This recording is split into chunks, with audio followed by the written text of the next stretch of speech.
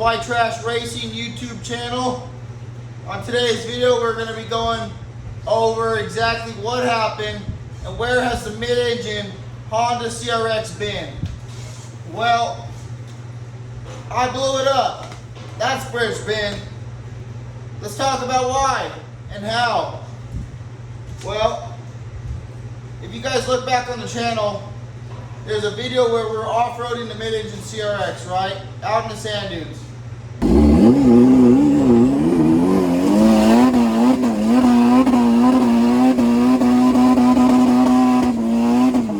Not the Diagnosing video, the one right here in my hometown.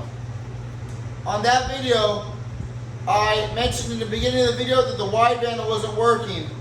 Why is that a problem? Well, because that was also the first day with this bigger turbo. Before that, we were running an eBay GT30, and then we switched, once that turbo went bad, we switched to a eBay GT35 that I had laying around. And if you know anything about that, that's a little bit bigger of a turbo, right? So that's definitely gonna have a different tune-up in it.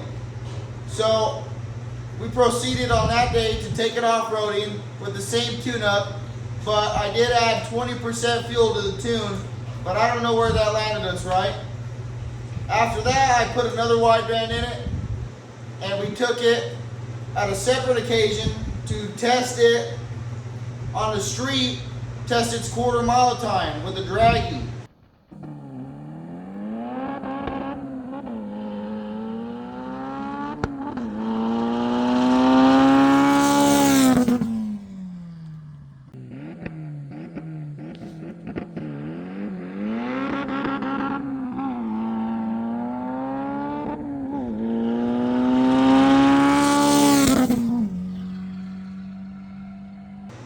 We're testing it with the draggy. We were able to get it down to a 12.2, I believe, at 113 miles an hour. If I remember correctly, in the quarter mile, no prep, no drag, slicks, nothing, just how it sits right here, right now. And that day, I believe, was when it finally let go. Whether the damage was done that day or the day we were off-roading, I'm not sure. I was driving a few days later and I noticed a misfire. I did a compression test, and one cylinder was all the way down at 160, and the best cylinder was at 200. So that's a pretty big difference right there. And that's what leads us up to today's video. And that's where the mid-engine CRX has been. It has been in storage so that I can get some money together, some time together to pull the motor out, go through it, and see exactly what happened. That's what we're going to do today on this video. I'm going to go ahead and pull that motor out. So let's go ahead and get started. Alright guys, I've already got a few things off. Not much, but these few little boost pipes and the catch can. So I'm going to go ahead and start removing this intercooler, get that turbo off, get all the wiring harness disconnected, get the coolant lines disconnected, the shifter, axles, all that. And then we'll go ahead and pull the motor out, pull it apart, and see exactly what happened. If you guys haven't followed along the channel, this is the mid-engine CRX. It is running an F20B turbo engine with a B-Series transmission. It is an H2B setup. eBay GT35 turbo, stock axles, stock GSR transmission, big intercooler, radiator up in the front, 10-point roll cage, all Lexan, carbon fiber little deal up in here. So yeah, it's the real deal. Gets the job done. Low dollar fun. That's what it is. So let's get this motor pulled out.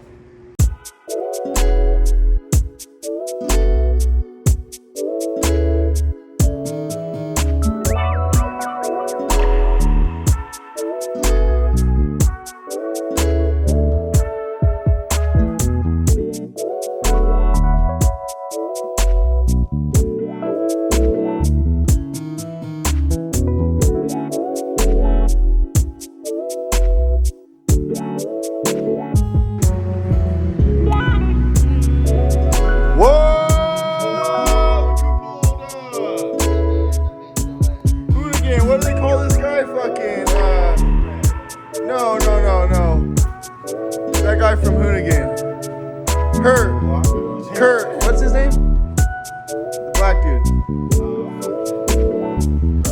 Hurt pulled up.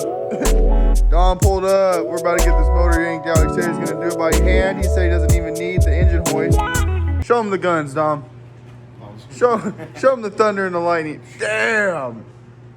It's in one arm. Yeah, Dom said he could bench press, curl 1,000 pounds. So he's just gonna yank this thing out right now. So, yeah, I just got the intake off, the turbo off, and then we just need to keep on going. So let's keep on going.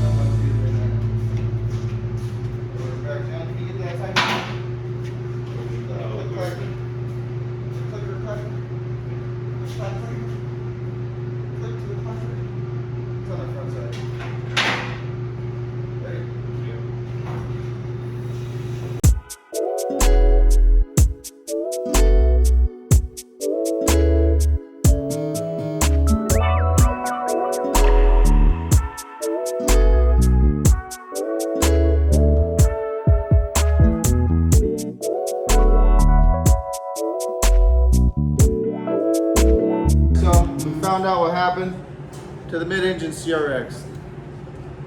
Well, we haven't confirmed it 100%, but I'm going to show you exactly what we're seeing right here. Me and Dom already checked it out, and we're pretty confident in our diagnostic. So if you look at the top of the pistons right here, if you look at the gap between the top of the piston and the cylinder wall right there, you'll notice that this one has a pretty good amount, I'd say about 3 fingernails thick. And if you look on this side, can you see that side of the yeah. This side, you can see it's like maybe a fingernail and a half thick. That means that this rod got shorter, and when the rod gets shorter, it gets bent.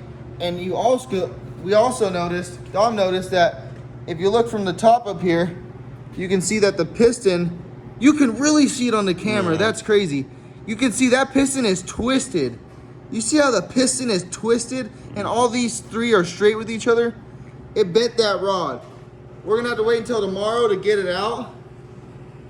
Yeah, it also has a little more like side to side play in the bearing or whatever, or something, you know, the wrist pin play it has is more than the other ones for sure. Yeah. So tomorrow we'll go ahead and pull that oil pan off and double check. Well, not double check, but get an actual visual on that rod.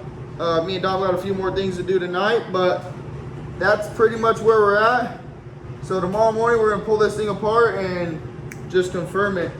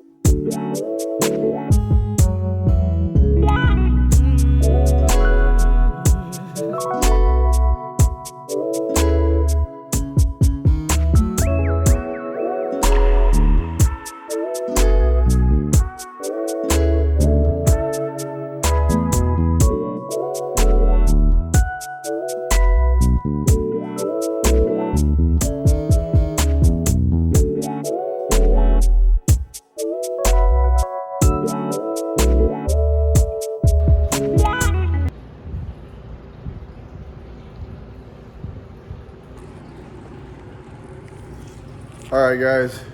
It's the next day. I got the transmission off. We got the head off last night, as you've seen. And just got it on the engine stand. So just wanted to go over, if you guys weren't understanding exactly what we were talking about with the how we already know the rod's bent, is that one of the pistons is shorter. Both of these two pistons out here and these two pistons out here, if you bring them up to TDC, which means the highest point up, they should both be the exact same height. And one of them is lower than the other, so that means that that one that's lower has a bent rod. So we're gonna go ahead and pull that oil pan off and see what it looks like.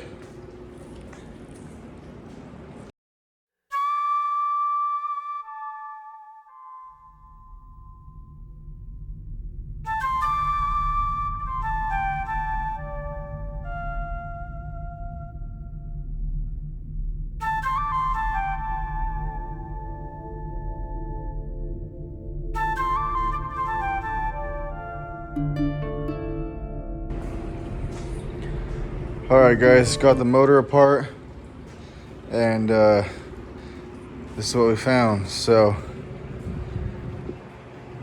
see if you guys can notice any difference here.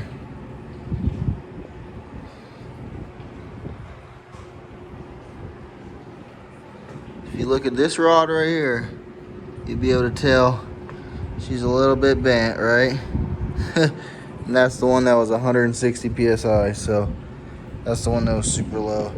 I don't think any of these other rods are bent. They all look pretty straight. So we got one bent rod right there.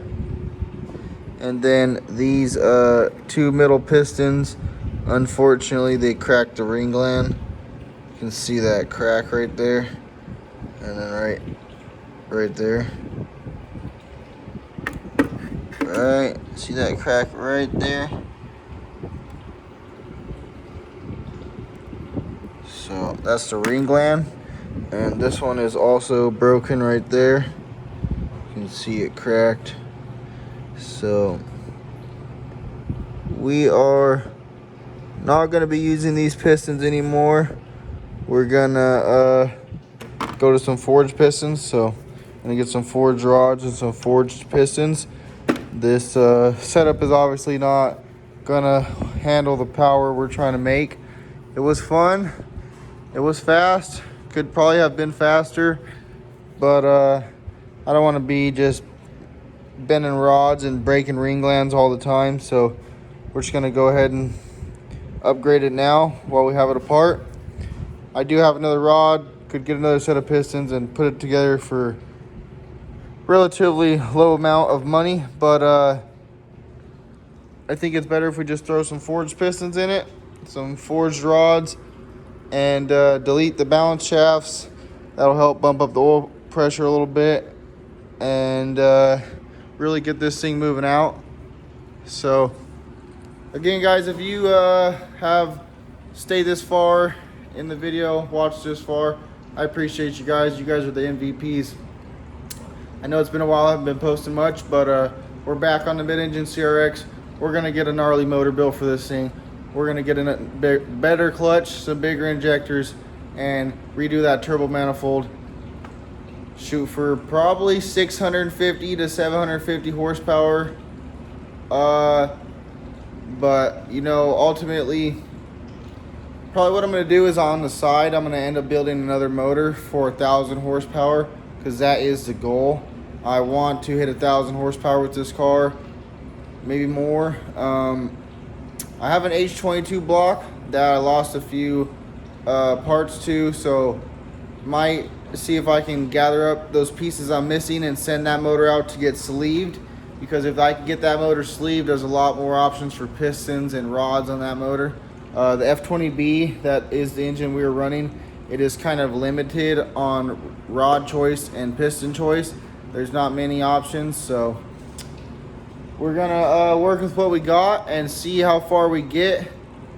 But the pistons that we are able, or the real problem is the rods that we're able to get are by KS tuned, and they're only rated for 600 horsepower. So we're already making 500 plus. So if we get those rods, we're really only going to be able to make another 100 horsepower safely. So we're going to have to stretch those rods and see how far they can go to. We'll have to take them to the 700-800 horsepower range and see if they hold up. The cylinder head was in great shape, so that's good. I also have a bunch of suspension parts we need to put on and stuff, so that's going to get done in the next video. So yeah, if you guys could like the video, comment. If you got something to say, where you're from, if you got a build going on, let's hear about it. Comment where you're from, what city you're from. If you're from a different country, comment and put us in the algorithm, guys. Help bump up the videos. You know, it really helps the channel out. Get some revenue together so we can get this thing, you know, where we want it to be. Also, we do have these stickers right here available right now. So if you guys want to get some merch, help out the channel, you can click the link in the description and it'll take you to my eBay page and you can purchase these stickers there. So appreciate you guys. Peace. See you on the next one.